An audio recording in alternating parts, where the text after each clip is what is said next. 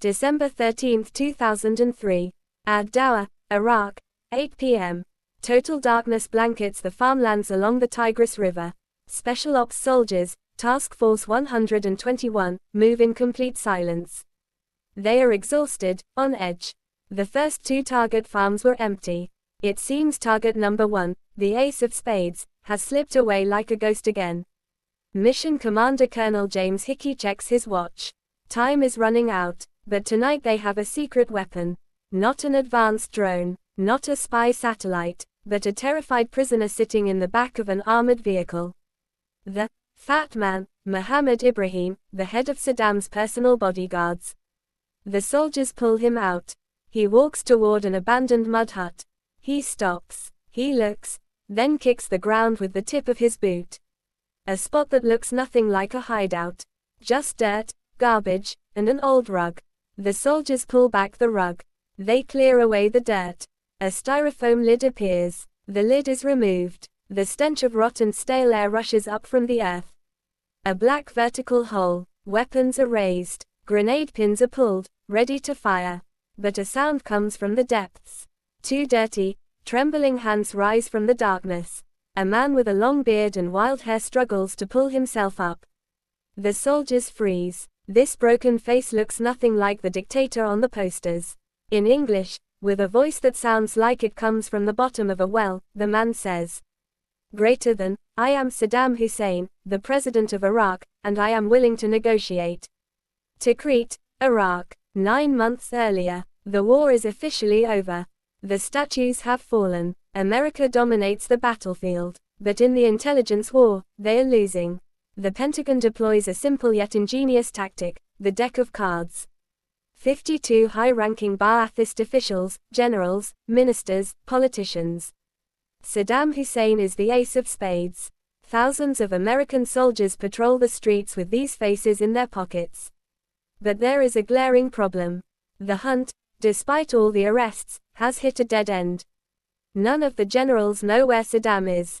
Inside a cramped, sweltering interrogation room at Tikrit Airfield sits a man who looks nothing like a war hero. Sergeant Eric Maddox, a low-level interrogator with bloodshot eyes from weeks of sleeplessness. He stares at the organizational chart on the wall, the faces of the high-ranking generals. Maddox steps forward and tears them down. He has a different theory. A dictator on the run doesn't trust his ministers. He only trusts blood. Maddox rewrites the strategy. He starts interrogating the invisible people. Drivers, cooks, gatekeepers. The target's the U.S. Army considered worthless. He begins mapping a new network. Red lines form across the whiteboard. All roads lead to a single route. The al-Musalit family, Saddam's inner circle, personal bodyguards, all from the same tribe. And at the center of this spiderweb sits an unknown face, a man on no playing card. Mohammed Ibrahim, the head of security. Maddox circles the name in red. The target has changed. The real hunt has just begun. Identifying the name was the easy part. Catching the fat man himself is a nightmare. Mohammed Ibrahim is like a ghost.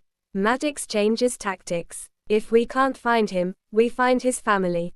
The interrogations begin. But these are not friendly conversations. We're in 2003, the era of enhanced interrogation techniques. The heavy shadow of what would later be revealed at Abu Ghraib is felt in this room.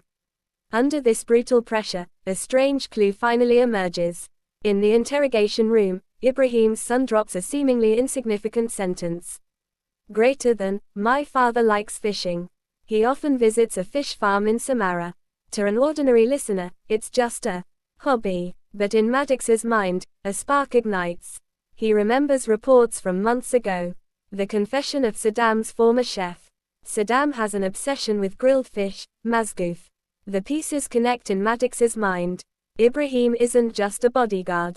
He is the provider. The trail of the fish leads to the trail of Saddam. Special forces raid the farm in Samarra. Ibrahim is not there. He has slipped through the net. But soldiers corner one of his close relatives at the farm. The man is detained. The interrogation is swift, violent, and high pressure. Everyone has a breaking point. And this man breaks. He gives up an address. Baghdad, an ordinary apartment in the busiest part of the city. The last place anyone expected. It is Maddox's final hours in Iraq. His bags are packed. His flight home is tomorrow morning. He has one last shot. Special forces raid the Baghdad apartment. Several men are detained. At first glance, Mohammed Ibrahim is not among them. All faces are unknown. In a desperate final attempt, Maddox pulls one detainee aside for a final interrogation. After hours of intense physical and psychological pressure, the man confesses. Mohammed Ibrahim was in the house during the raid. He is among us right now. Maddox runs to the courtyard. Prisoners sit on the ground, fabric hoods covering their heads. He rips the hoods off one by one. First face. No. Second face. No. Third face. A heavy-set man. Terror in his eyes. Maddox locks eyes with him. The hunt is over. It is the fat man himself. Now only one step remains. The location of the ace of spades. Here, history splits into two stories. The official US narrative and Maddox's memoirs call this a clean victory of psychological warfare. A promise of $25 million and safety for his family. A win-win deal. But looking back at the images of Abu Ghraib, accepting this clean story is hard. We're in an era where enhanced interrogation techniques was code for torture. Was the war's biggest secret really revealed just through conversation and promises? It seems unlikely. The pressure goes beyond words. The pain is real, and under this pressure, whatever it was, the fat man's resistance shatters. He looks at the soldiers and says, I will show you. The convoy moves out. Destination, a farm in Ad Dawa. The circle is closed. We are back to where we started. The spider hole. But why here? To understand, we must rewind 235 days. Baghdad has fallen. Saddam Hussein is now a homeless fugitive. He knocks on the doors of old friends and tribes. But the fear of American retribution is stronger. One by one, they turn him away. Rejected by his own inner circle. As a last resort, he turns to the Namik family, a humble farm belonging to his own tribe. This is the exact same farm where Saddam hid as a young man in 1959 after a failed assassination attempt on the prime minister.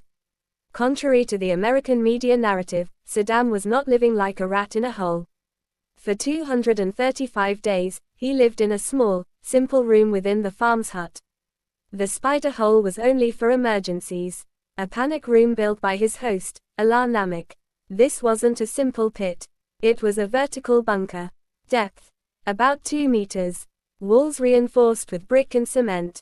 Interior extremely tight, the size of a coffin. The entrance. A styrofoam lid camouflaged with dirt and weeds to blend perfectly with the ground. Air came through a single small plastic pipe. It was built for survival, not for living. Whenever American patrols got close, Saddam would grab his Glock, slip into the hole, and wait in darkness. Once they passed, he returned to the hut. He was not a passive fugitive. He was still the commander. Every day listening to BBC Arabic radio, writing poetry, and most importantly, drafting orders to direct the insurgency. His only link to the outside world was one man. Allah Namik. Allah was his cook, barber, bodyguard, and courier. He carried the dictator's messages to resistance commanders and brought back replies. But even the safest systems have a weakness. Trust. Weeks before the capture, Mohammed Ibrahim visited the farm for a meeting. He was the head of security, but even he didn't know about the hole. During the meeting, Saddam left the room for a moment. Ibrahim seized the opportunity. He asked Allah, if the soldiers raid us, where does the boss hide? Allah, with complete trust in Saddam's top protector, made a fatal mistake. He described the underground hideout. He pointed out the exact location. He revealed the secret Ibrahim would later sell in an American interrogation room. Because of that betrayal, they now know exactly where to look. The convoy halts in silence. Operation Red Dawn begins. 600 soldiers surround the perimeter. Delta Force operators storm the hut. They tear the room apart.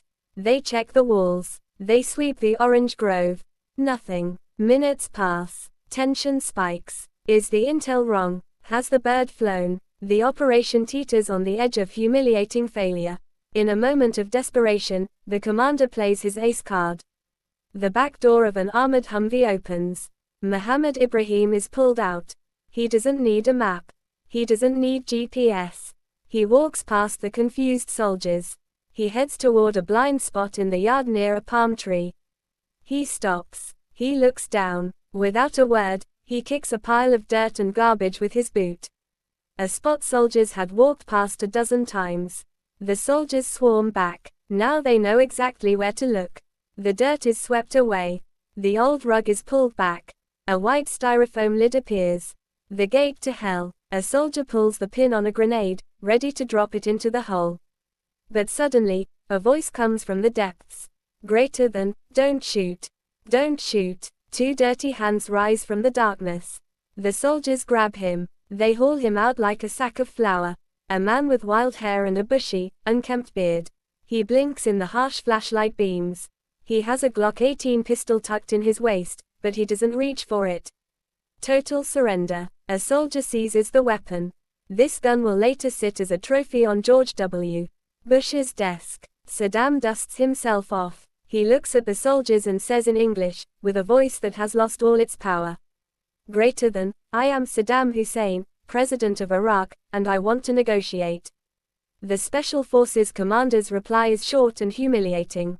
Greater than, President Bush sends his regards. Suddenly, the discipline breaks. Not from the Americans, but from the Iraqi interpreter. A man who fled Saddam's regime years ago. Now facing his old tormentor, he snaps. He lunges at Saddam, punching him, screaming at him. US soldiers have to physically pull him off the fallen dictator. Those punches became the symbol of a nation's suppressed rage. With the situation under control, Saddam is rushed to a waiting helicopter. The bird lifts off. The physical hunt is over. Capturing him wasn't enough. The US Army knew they had to break the myth. They needed to turn the Lion of Babylon into a pathetic old man. The war of narratives begins. PSYOPS teams deliberately release the most humiliating footage possible. Saddam Hussein being examined by an American doctor. Mouth open like an old horse having its teeth checked. A medic checking his hair for lice. The message to the world was clear. He is not a monster. He is just human. And he is finished. The next day, Paul Bremer takes the podium and delivers the famous line. Greater than, ladies and gentlemen, we got him. December 30, 2006. Baghdad. Dawn on the day of Eid al-Adha. Saddam has been sentenced to death. The execution chamber does not feel like a state proceeding. It feels like mob revenge. As the noose tightens around his neck, there is no silence. Guards shout sectarian chants, mocking him in his final moments. The trap door opens. The drop. The story of the strongman of the Middle East ends at the end of a rope. His capture was a masterpiece of intelligence, betrayal, and technology. But the result, Iraq did not find peace. Saddam's fall opened the gates to chaos, civil war, and the rise of Islamic State. The spider hole wasn't just Saddam's grave. Perhaps it was the grave of a region's stability. Greater than, what do you think? Was his fate the result of his own crimes, or was he just another victim of betrayal? Let us know in the comments. Don't forget to like and subscribe. Until the next video.